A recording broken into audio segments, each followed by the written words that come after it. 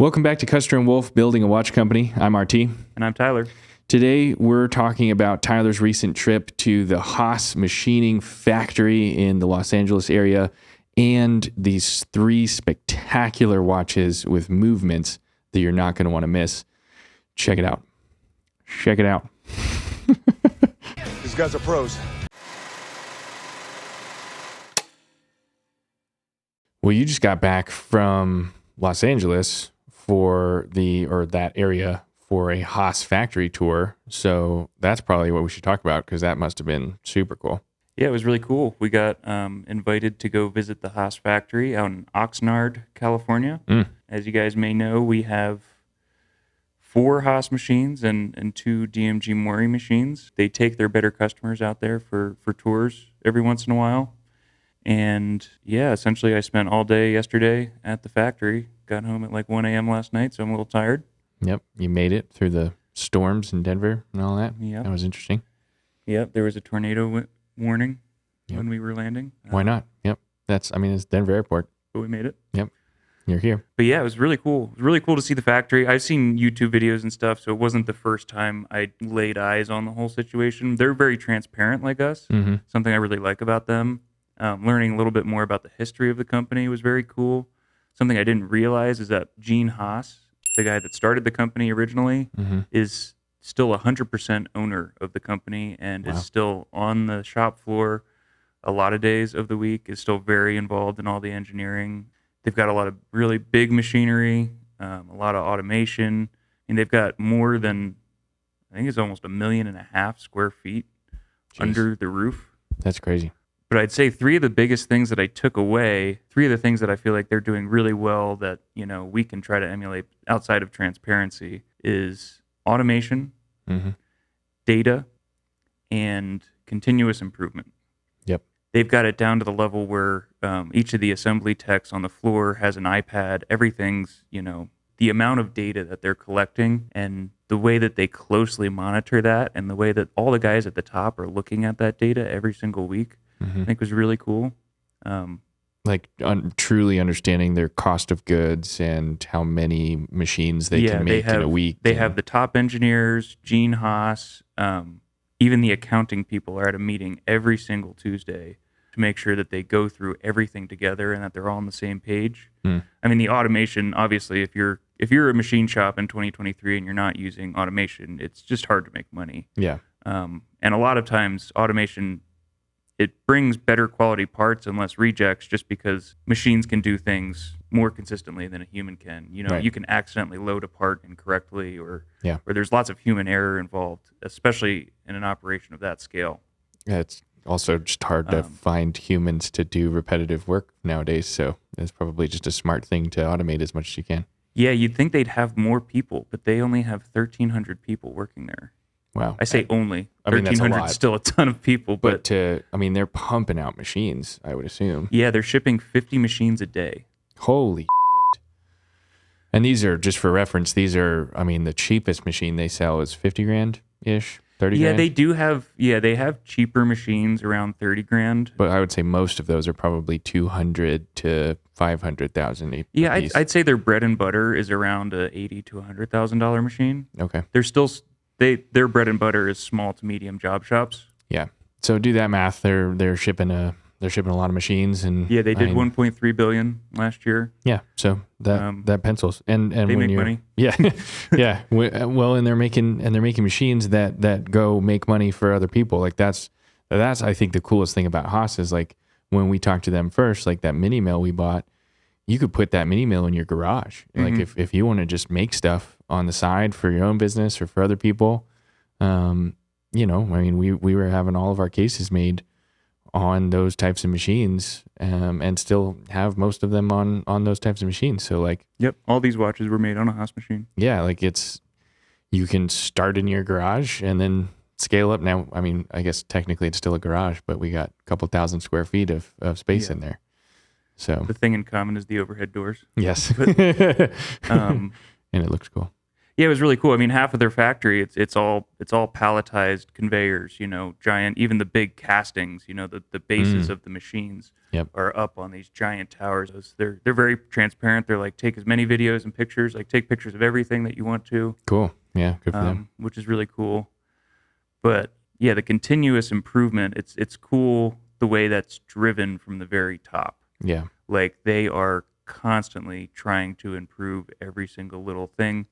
Maybe to a fault, possibly, because Sure. they're changing stuff so regularly. But it's cool to see. It's cool to see a company of that scale still 100% owned by the guy who started it, still 100% driven by the guy who started it. Yep. And their theory has not changed. I mean, back when they started, they came out with their first machine. Their whole goal was to sell a machine under $50,000. And that same machine today is only like $55,000.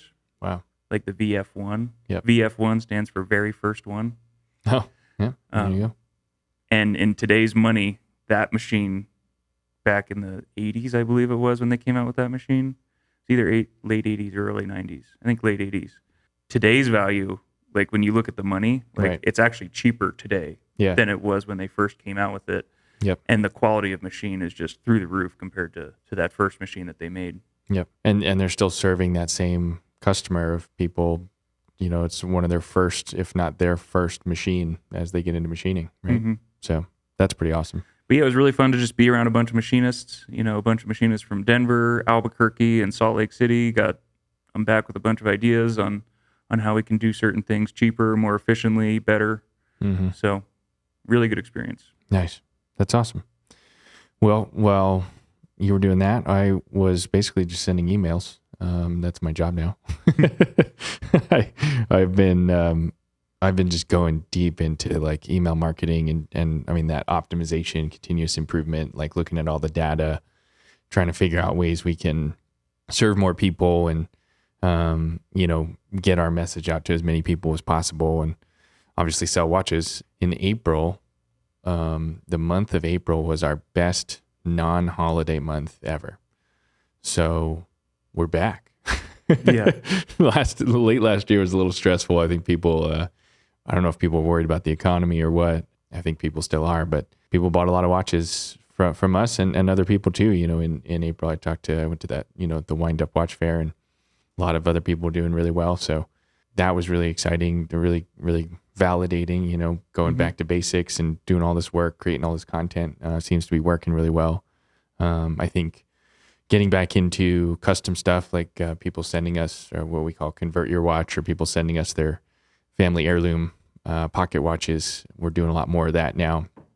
And that's really exciting, having some really fun conversations with customers and starting some of those projects. And we also made the plan for what we're going to do this year, which we're not going to tell you because it's really exciting. But, one teaser is that we're not going to make as many watches as we did. And so they'll probably go quicker this year. And so, yeah, things are going really well. And we're also just trying to put a lot more time into special watches like these from not only the watchmakers, really saying like, okay, this particular movement or dial is really awesome. So let's spend a little extra time on this one and really tell a great story with it.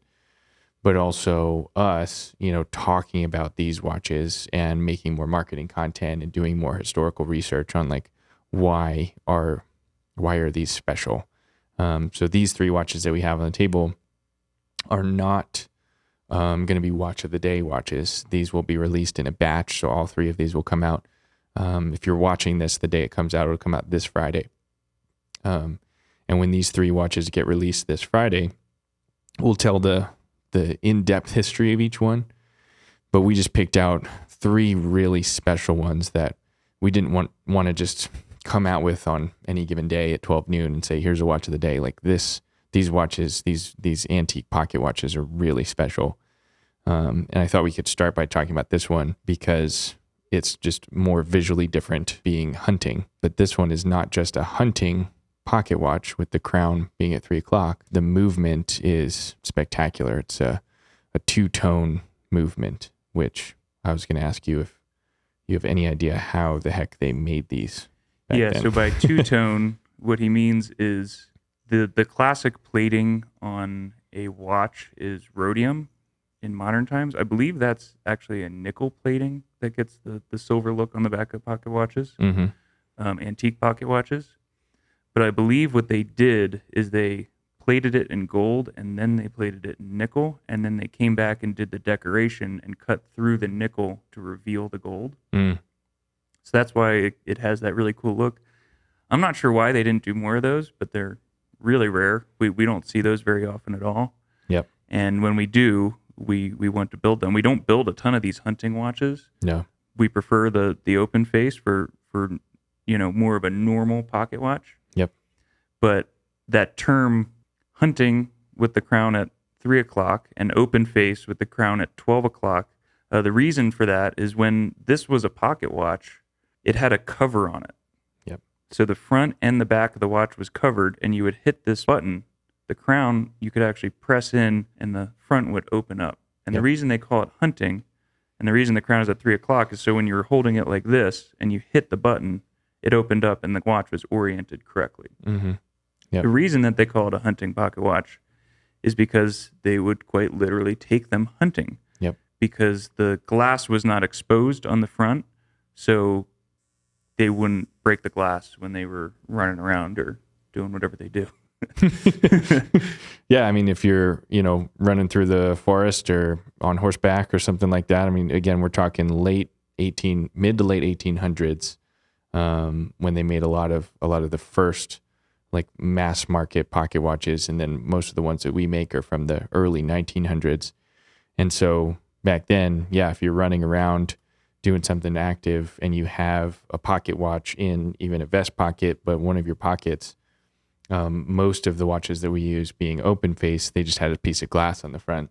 Right. And if you're hunting, yeah, you didn't want it could break it fairly easily. So, Yeah, open face quite literally means the face was open. So the glass was in the front. You could always see the dial. You didn't need to open the case to tell the time. Yep. So they're very literal terms. So you're holding an open face, and then this that we were just talking about is hunting. So this one's called the Springfield 592. Again, this one's coming out on Friday. I mean, we just run out of words to use, but the movement's just really freaking cool. Like the being two-tone, it's just spectacular, and we don't see this very often. So when we do, we just want to highlight this one for those two reasons, being hunting and because it is a two-tone movement. The one that you're holding is just spectacular, and I don't know a whole lot about it, and we're going to research and just share as much as we can this Friday when it comes out. The movement is called the Congressional, and it was made by Illinois. That one we're going to call Springfield 005. That's in your new 45 millimeter case. You did a coin edge bezel on this. The team just did a spectacular job with the overall look of the watch. Dial's obviously really cool, but when you flip it over, the engraving style on it is different than I typically see on an Illinois pocket watch.